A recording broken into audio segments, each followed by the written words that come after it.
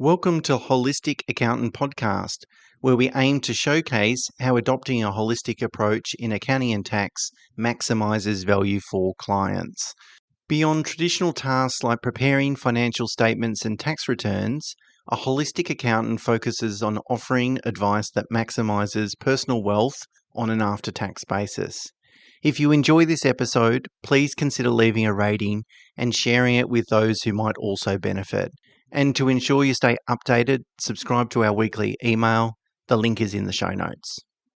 Okay, today Mina and I would like to talk about productivity. It's been well documented in Australia that our productivity level is the lowest ever on record. And essentially, productivity measures the efficiency of which we produce goods and services, and it's usually expressed as an output unit per hour worked. And as I said, the RBA keeps track of these numbers and it's the worst it's ever been. Now, there could be a few different reasons for that. Lack of competition in some markets. We've got big banks, we've got a couple of big supermarkets, that doesn't really give rise to a huge amount of competition. A lot of red tape and bureaucracy means that there's fewer small businesses, or small business isn't growing fast enough to, create that competition, and tight labour markets also don't help. The problem though, or the opportunity perhaps I should frame it that way, for businesses is to improve their productivity even though the market's not necessarily demanding they do so. So in a market that's highly productive, then the unproductive firms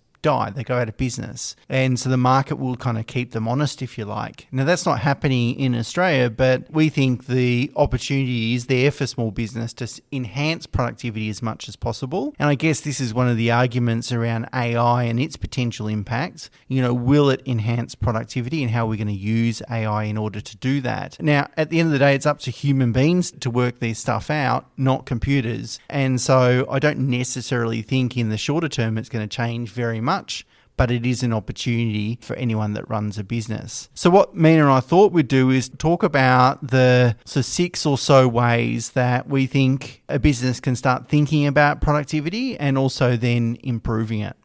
So the first thing to focus on is employee productivity, and there's probably 2 or 3 subsets in this arena to what to focus on. And the first one is skills. You need to assess your employees or evaluate your employees' skills to just identify any gaps that they might have or strengths that they might have that you could actually leverage on. You need to offer continual training processes to enhance their skills and increase efficiency, and this will also prompt them to provide you with more sort of proactive ideas in their roles, because at the end of the day, you don't know what you don't know. So having people on the ground doing the work, identifying any issues for you, will work well for you in the long term. Second item to consider is performance metrics. Now, you can't manage what you don't measure. So it's important to establish clear performance metrics to monitor individual and team productivity. And then you can use these metrics to identify top performers in the business. At the end of the day, you would want to reward them, keep them, make sure they're happy. And then you can also identify areas that need improving, which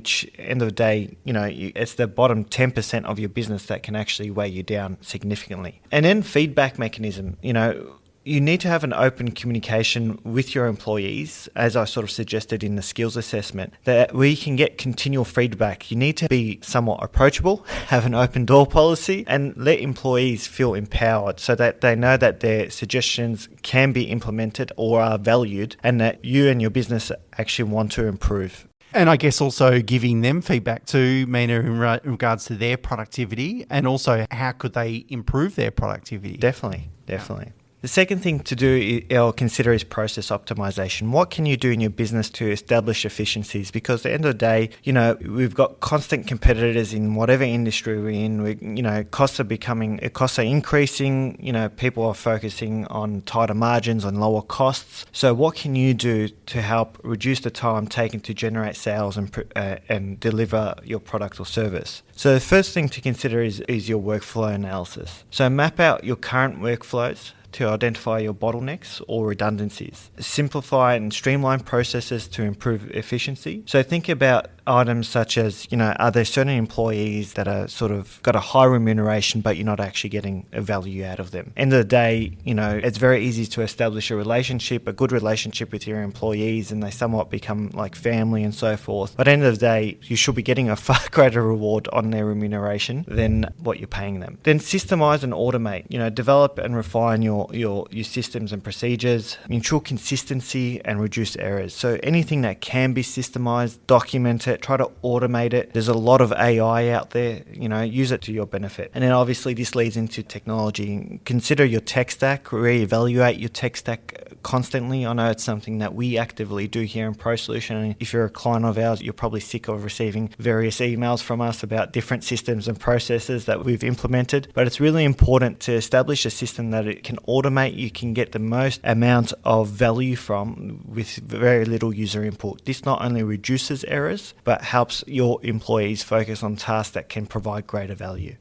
Okay, so that's employee productivity, process optimization. The next one to talk about is resource management. And resource management really relates to typically more so to a product style business than a service one. If you're offering a service, then your resources are really just human resources. I shouldn't say just human resources because they're important. But if your product type of business, you could have inventory, for example, to manage. So how can you get more productive inventory management? So there's a few ways that you could do that. It's going to depend on the industry that you're in. But obviously you want to reduce the amount that you've got invested in inventory at any particular time. Now you might do that by sort of changing your payment terms with suppliers. But if you have to pay up front for that stock, well then you want to improve the stock turnover numbers so that if you're going to outlay, a certain amount for some new stock, let's try and turn that stock over as quickly as possible to get that cash flow kind of back into the business. And then also we've spoken about this in this podcast before around inventory management, getting rid of dead stock and being a little bit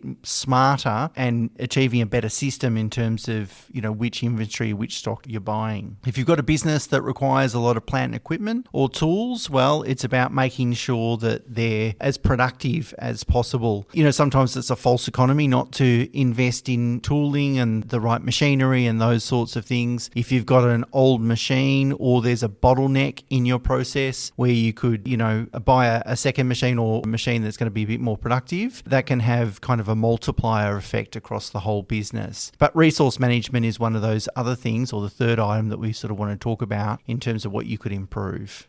And then customer relationships. It's probably something a lot of businesses don't focus on, especially if you're selling a product rather than a service. You really need to collect feedback from your customers to identify areas, of improvement of whatever you're really offering, whether it be a product or service. This not only enhances your sort of customer satisfaction and experience, but it also establishes loyalty. In the future, if you need to increase price, you've got that relationship with your customers or consumers, that they'll have more of an appetite to sort of swallow the increased price. And this sort of ties in again into the tech side of things, but you need to streamline communication. Establish a CRM software that identifies your customers or your consumers and market to them, allow them to sort of provide you feedback through that system, allow for follow-ups through that CRM system.